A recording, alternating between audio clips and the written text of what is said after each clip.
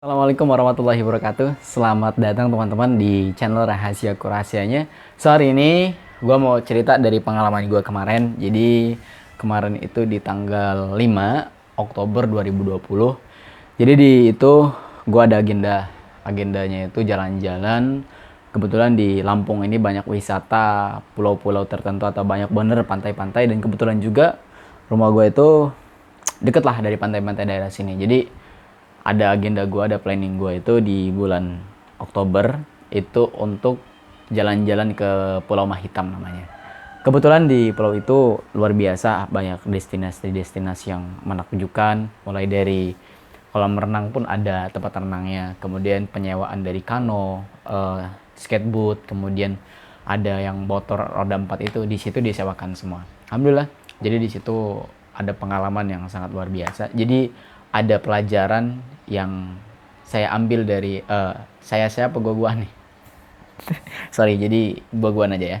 Jadi pas kemarin itu gue ambil hikmah dari kejadian itu bahwa ternyata di Mahitam itu luar biasa. Pertama, tempatnya indah, tempatnya seru, tempatnya sangat luar biasa enak gitu. Kebetulan kemarin juga kita banyak nyewa kano, nyewa motor, panggangan, dan banyak kenikmatan-kenikmatan yang terjadi di situ. Makan bersama, ketawa-ketawa, renang sampai ngelam, melihat keindahan bawah laut gitu, semacamnya lah gitu. Dan terus di situ luar biasa tuh kenikmatan yang kesenangan yang memang melampaui dari kesenangan biasanya. Nah, tetapi di balik itu ternyata banyak ketidaksenangan yang dirasakan sebelum kejadian itu terjadi itu. Contohnya seperti ini teman-teman.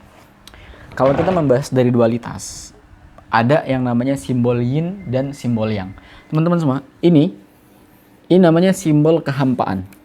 Kalau simbol hampa, itu artinya belum ada sesuatu pergerakan atau manifestasi untuk menginginkan sesuatu. Hampa dia. Kemudian di titik kedua, kesadaran kedua, di sini disebut sebagai simbol yin dan simbol yang. Kalau kita pernah lihat gini, di sini hitam, kemudian di sini ada putihnya. Di sini putih tapi di sini hitam gitu.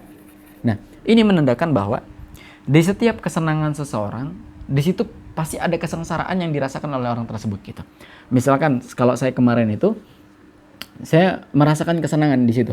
Makan bersama gitu kan, nyewa ini, nyewa itu, jalan-jalan, ngelam, berenang dan sebagainya, panggangan, itu banyak kebahagiaan-kebahagiaan. Tetapi di balik itu semua ternyata ada ketidaksenangan, ada ketidaknikmatan yang kita rasakan. Di mana ketidaknikmatannya? Satu, ketika mencari ikan. Kedua, belum masaknya, menyiapkan ini itu, belum dimarahin juga. Dimarahin kita. Dimarahin karena kemarin tuh saya bawa pakaian kering itu saya saya seret di laut. Taunya di situ ada pakaian dari ibu-ibu juga yang masih kering, dan saya seret-seret itu di karung itu, ternyata bajunya basah dan saya dimarahin banyak lah. Terus berantem, bergulat, iri hati. Di situ banyak banget ketidaknikmatan yang terjadi. Dan ternyata di sini ketika di sini sudah terlewati, yang kita rasakan sesudah ini malah kenikmatan yang kita dapatkan. Tapi segala satu kenikmatan yang kita lihat itu ternyata ada ketidaknikmatan yang mendampingi kenikmatan itu gitu. Jadi dua ini itu pasti ada. Contohnya teman-teman misalkan mau pergi ke kemah. Nah, biasanya kan di kemah itu kan banyak nikmatnya tuh. Udah nyampe sana, kita panggangan, gitar-gitar, ikan. Tetapi sebelum keberangkatannya ternyata banyak kesusahannya. Satu, mungkin dalam membawa tasnya berat, bawa kenceng, bawa itu, bawa ini, bawa galon. Itu banyak kesusahan, belum lagi nanjaknya. Ternyata di balik kesengsaraan itu, di balik ketidaknikmatan itu, ada kenikmatan tersembunyi yang mendampingi kesenangan itu gitu. Nah, itu. Ini titik itu prosesnya masih berada di sini. Masih berada di simbol yin dan simbol yang. Yin dan yang. Lantas, bagaimana agar kita menemukan kebahagiaan sejati terhadap apa yang kita lakukan setiap harinya? Teman-teman semua, kita harus melampaui zona ini. Kita harus berada di zona ini. Kalau ini titik hampa ini belum ada bulat juga ya. Dan dia masuk ke zona ini. Ini zona 1, zona 2. Kalau dia sudah masuk ke zona terakhir, yaitu di sini adalah titik kebahagiaan sejati. Kebahagiaan sejati. Kalau dia sudah menemukan kebahagiaan sejati, dia artinya sudah melampaui ini. Melampaui kesengsaraan dan melampaui kesenangan. Dan di sini dia puncaknya adalah kebahagiaan. Dan saya rasa teman-teman bisa melihat videonya Mas Openg atau Mas Feriusi, itu guru saya luar biasa. Di channelnya namanya apa itu ya? merawat bahagia. Jadi teman-teman bisa melihat tentang bedanya kebahagiaan dan kesenangan. Nanti teman-teman lihat, dengerin, kalau nggak salah itu sekitar 1 jam. Nah, mohon dipahami itu dengan baik, bahwa senang dan bahagia itu berbeda. Kalau bahagia ini melampaui daripada senang itu. Kalau senang itu hanya sementara. Nah, ketika kita sudah berada di sini, berada di level ketiga ini, artinya kita sudah melampaui ini.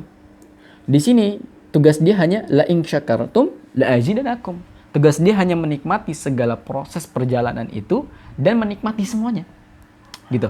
Jadi, ketika dia dalam perjalanan, misalkan gini. Misalkan dia udah di level ini, dia mau kemah. Dia tahu nih bahwa di kemah itu pasti ada ketidaknikmatan. Nah, ketidaknikmatan itu kemudian dia lewati, dia syukuri, dia jalani. Maka ketidaknikmatan itu kan menjadi nikmat. Maka di sini, yang ini tidak ada lagi simbol yin dan yang hitamnya. Maka jadilah ini putih semua. Yang ada hanyalah bersyukur dia. Walaupun memang dalam perjalanan persiapan itu ada ketidaknikmatan. Tapi ketika kita nikmati ketidaknikmatan itu semuanya terasa nikmat, teman-teman. Saya ulangi sekali lagi bahwa ketika kita menikmati ketidaknikmatan itu, maka semuanya akan terasa nikmat.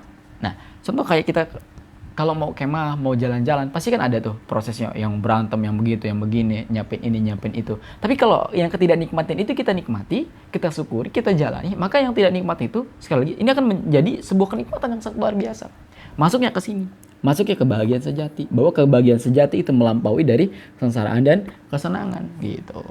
Teman-teman, mudah-mudahan kita selalu berada pada level ketiga, yaitu tentang kebahagiaan sejati dan menemukan kebahagiaan sejati. Dan ketahui juga bahwasanya Allah itu menyukai orang-orang yang banyak bersyukur. Kata Allah, wa idza adrabakum, Allah telah membuat perumpamaan, Allah telah memaklumkan, la in syakartum la azidanakum. Barang siapa yang bersyukur kepada Allah, maka Allah akan memberikan nikmat kepadanya.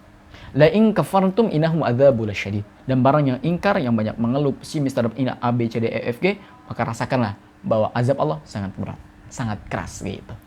Ya, teman-teman, mudah-mudahan apa yang saya sampaikan dapat manfaat dan dapat berguna. Ingat sekali lagi, kita harus bisa menikmati kehidupan ini dengan baik, apapun bentuknya. Karena hidup adalah permainan dan senda gurau, tugas kita hanya tertawa, tersenyum, dan apa lagi? Nggak tahu juga saya. Oke, terima kasih. Wassalamualaikum warahmatullahi wabarakatuh.